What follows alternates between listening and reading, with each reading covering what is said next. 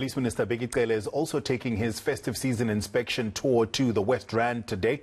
Police say they're focusing on hotspot areas so people can feel safe, since that is their usual mandate. eNCA's Lindokuhle is trying to find out just how that is to happen. Will the cops prioritize contact crime or housebreaking? And will Cele again lead an aggressive charge against those not adhering to COVID regulations and curfews? Let's find out.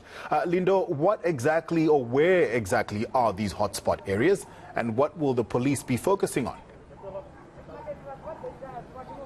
Well, it's going to be a busy day, Tafuma, as you said, for the police minister. That's Bheki Cele. He is, of course, done with that security cluster briefing, and he is moving now, as we understand, from Pretoria to where we are, so it was Kagiso community.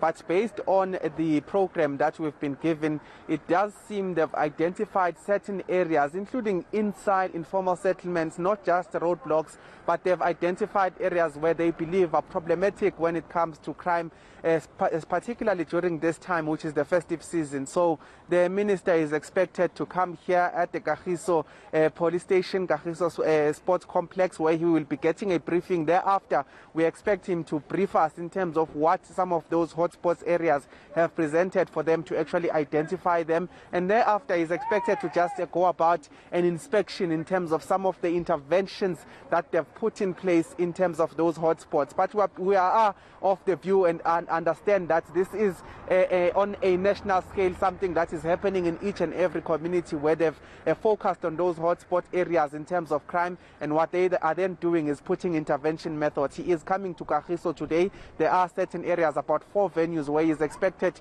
to go and try to see some of the intervention methods. We have been moving around, obviously, with the program because this one has been delayed, so trying to find out exactly what is happening. We've seen the roadblocks themselves. Unfortunately, we are not able to go yet to some of those areas in terms of the informal settlements that have been identified, because the police minister will be leading some of those inspections. But at the moment, we are expecting the police minister to be making his way very quickly to Soweto's Kagiso. This is where he'll be getting a briefing of some of the interventions, and thereafter going to the ground to check for himself exactly what is happening. But I can tell you, Tafuma, as a person who lives in Soweto, that crime does certainly skyrocket. It picks up during this period of time. So certainly those methods, I believe, will be welcomed by some of the communities that are identified as hotspots. And we'll be looking forward really to see what type of intervention is there, because the key thing for the police minister as well as that media advisory is to say that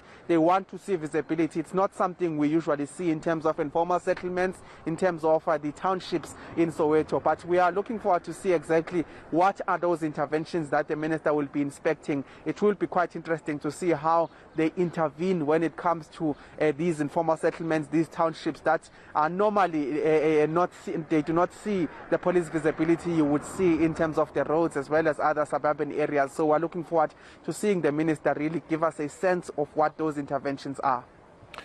Lindo, very quickly, give me an idea, if you have, of what Kagiso, the community around there, is feeling after the announcement of the judgment on former President Zuma's parole. Is there a nervousness of a repeat of July?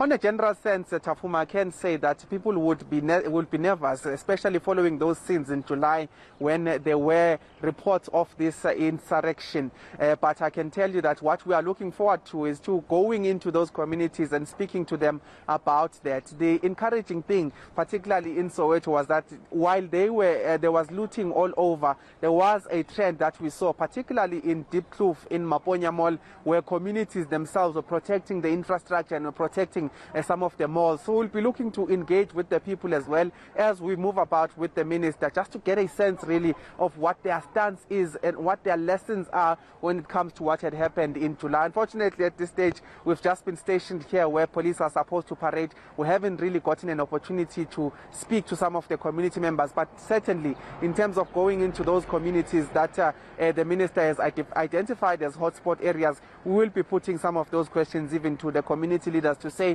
that while there is a threat, while there is an expectation of the former president going back to prison, what is their stance in terms of if that what happened in July could happen again?